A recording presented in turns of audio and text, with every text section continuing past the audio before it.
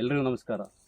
ನೋಡಿ, ನಾವು ಭಾಳ ಸತಿ ಮನೇಲಿ ಕೇಳಿದ್ವಿ, ದುಡ್ಡಿನ ವಿಷಯ ಬಂದಾಗ ಮನೆ ಹಿರಿಯರ ಹತ್ರ, ಅಪ್ಪ ಅಮ್ಮನ ಹತ್ರ ಭಾಳ ಸತಿ ದುಡ್ಡು ಅಂತ ವಿಷಯ ಬಂದಾಗ ದುಡ್ಡೇನು ಮರದ ಮೇಲೆ ಬೆಳೀತದ ಅಂತ ಹೇಳ್ತಿರ್ತಾರೆ ಮನೆಯಲ್ಲಿ.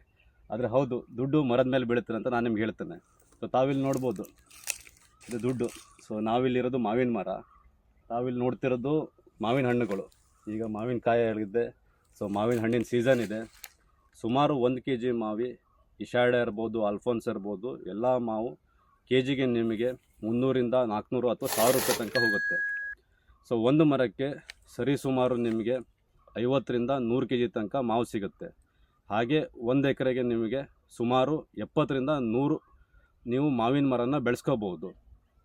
ಆ್ಯಂಡ್ ಕರೆಕ್ಟಾಗಿ ನೀವು ಬೆಳೆಸ್ಕೊಂಡು ನೋಡಿಬಿಟ್ರೆ, ಸೊ ಏನು ದುಡ್ಡಿದೆ ಇದನ್ನು ನೀವು ಮರದಲ್ಲೇ ಬೆಳೆಸ್ಕೋಬೋದು.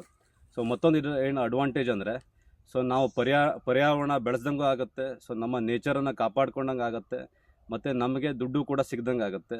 ಸೊ ತಮಗೆಲ್ಲ ಏನು ರಿಕ್ವೆಸ್ಟ್ ಅಂದ್ಕೊಳ್ಳೆ, ಸೊ ಈ ಥರನ ಮರ ಬೆಳೆಸ್ಕೊಂಡು ಅದ್ರ ಮೇಲೆ ಹಣ್ಣು ಬರುತ್ತೆ, ಆ ಹಣ್ಣಿಂದ ದುಡ್ಡನ್ನು ಸಂಪಾದನೆ ಮಾಡ್ಕೊಂಡು ಪರ್ಯಾವರಣ ಉಳಿಸ್ಕೋಬೇಕಂತ ನಾನು ನಿಮ್ಮಲ್ಲಿ ಕೇಳ್ಕೊಳ್ತೀನಿ. ಧನ್ಯವಾದಗಳು.